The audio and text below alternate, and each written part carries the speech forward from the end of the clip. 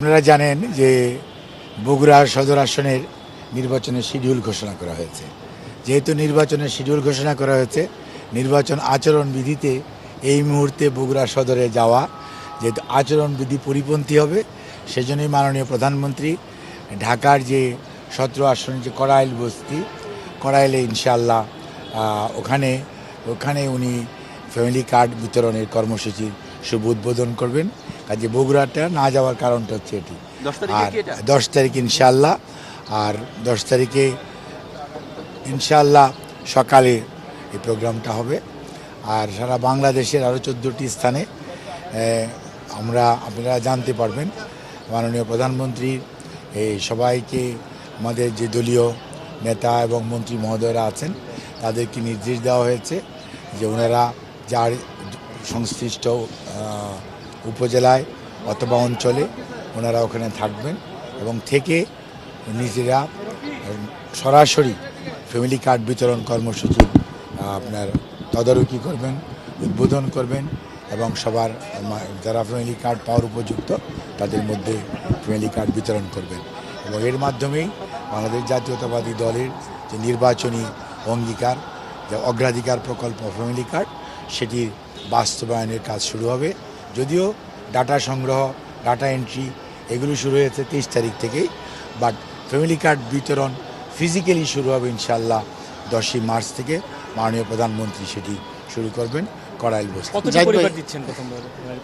আপনার এটা আপনাকে আগেও আমি বলেছি, আজকেও বলি, যেগুলো কিন্তু প্রত্যেকটা ওয়ার্ডের জনসংখ্যা, যেমন কড়াইল বস্তি সম্পর্কে আপনাদের কি ধারণা আছে আমি জানি না। কড়াইল বস্তি এবং সাততলা বস্তি, আর আপনার কি বলতেছে ভাসানটেক বস্তি, অলিরটেক বস্তি, আপনাদের ধারণা কি জানি না। এখানে 44,000 হাউস হোল্ডার, 44,000। কাজেই মানে এতদিন এগুলো বোঝা যায় নাই। এখন যখন আমরা ফিজিক্যালি মাঠে নেমে ঘর টু ঘর, আপনারা দেখেছেন ওই দিন যে কিভাবে আমাদের সরকারি কর্মকর্তা এবং কর্মচারীরা how they are collecting the information door to door, এবং তারা যে ইনফরমেশন কালেক্ট করতেছে এবং সেই ইনফরমেশনগুলি কম্পিউটারে এন্ট্রি দেওয়া হচ্ছে। এবং আমরা আশাবাদী যে কার্ড এন্ট্রি দেওয়া হলেই শেষ না, এন্ট্রি দেওয়ার পর এইটা একটা স্মার্ট কার্ডের মতো হবে। এই কার্ডটার মধ্যে আবার সকল ইন্ডিভিজুয়াল হাউস হোল্ডের সমস্ত ইনফরমেশন দিতে হবে, দেওয়ার পর একে প্রিন্ট করতে হবে। সো ইট টুকস টাইম, বাট এটা আমাদের অরিজিনাল প্ল্যানিং যা ছিল তার থেকে প্রায় 6 গুণ বেশি কার্ড লাগতেছে। বিশেষ করে যখন আমরা কড়াইল বস্তি, আবার সাততলা বস্তি এবং ভাসানটেক আর অলিরটেক অ্যাড করেছি, তখন দেখা যাচ্ছে যে এখানে যেমন অন্য জায়গায় একটা উপজেলায় একটা ওয়ার্ডে হয়তো 700, 800, 900, 1000 হাউস হোল্ড আছে, বাট এখানে আপনার 44,000 হাউস হোল্ড আছে। পতেঙ্গাতে আপনার চট্টগ্রামে 15,000 প্লাস হাউস হোল্ড আছে। খালিশপুর খুলনাতে 7,000 প্লাস হাউস হোল্ড আছে। আবার আপনার অন্য একটা যদি চরফেশন চিন্তা করেন, সেখানে 750 হাউস হোল্ড, লামাতে 550 হাউস হোল্ড আছে। এরকম আর কি আপনার হাউস হোল্ডটা এলাকা ওয়াইজ ভেরি করতেছে। যার জন্য যে আপনার যে সংখ্যা আপনারা যখন জানতে চান একদম পারফেক্ট এত সংখ্যা, যখন আপনারা 8 তারিখে আপনাদেরকে আমরা একদম কারেক্ট বলতে পারবো। বাট এই মুহূর্তে the information is in the pipeline এবং ইনফরমেশন কালেকশন হয়ে গেছে, এখন ডাটা এন্ট্রি হচ্ছে।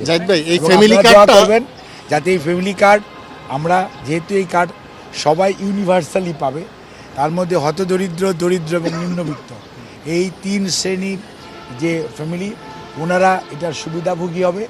অন্য যে মধ্যবিত্ত এবং উচ্চবিত্ত ওনাদেরও ওনারা কার্ড পাবেন, বা সুবিধাভোগী হিসেবে ওনাদের QR কোডিংয়ে দেওয়া থাকবে যে আপনার যে প্রাপ্যতা ছিল এই টাকাটা আপনি রাষ্ট্রকে কন্ট্রিবিউট করতেছেন, যাতে গরিব, যাদের পাওয়া উচিত সুবিধাবঞ্চিত মানুষ, তাদেরকে দেওয়ার জন্য।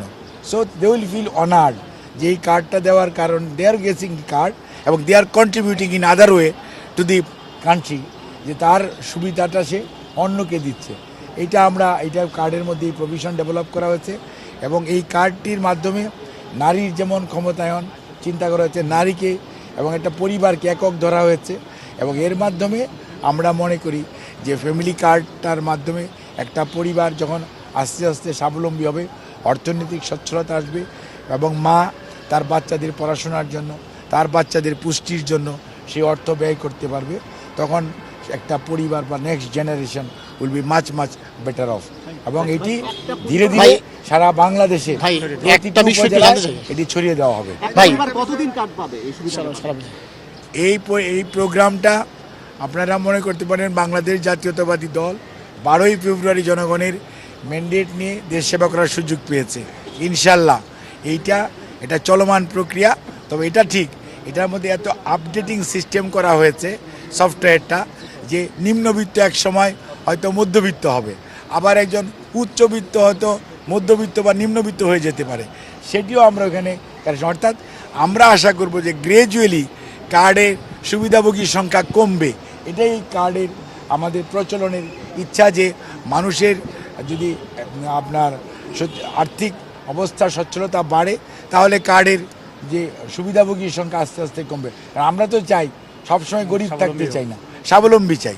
সেই যাই যে পাইলটিং এর যে সিলেকশনটা, উচ্চবিত্ত, নিম্নবিত্ত, মধ্যবিত্ত যেটি বললেন, সব কার্ডের লিমিটটা কি একই থাকবে? আমরা উচ্চবিত্ত আর মধ্যবিত্ত ওনারা কোনো সুবিধা পাবে না, but they will get the card, কারণ it is their rights and privilege as a citizen. একটা বিষয় একটু জানতে চাই যে এই পাইলটিং এর যেই জায়গাগুলো সিলেক্ট করা হয়েছে কিভাবে করা হয়েছে সেটা জানা দরকার। আর একটা বিষয় হচ্ছে দেখি যে পাইলটিং এর সাথে এই কমিটিতে যারা আছে, যেসব মন্ত্রীরা আছেন বিশেষ করে, তাদের সবার এলাকাতে একটা করে পাইলটিং নেওয়া হয়েছে, অন্যান্য এমপিরা সাধারণত একটু বঞ্চিত হয়েছেন, কেন এটা? এটা কোনো বঞ্চনার কোনো বিষয় না, এটা হচ্ছে একটা ইউনিভার্সাল ইস্যু।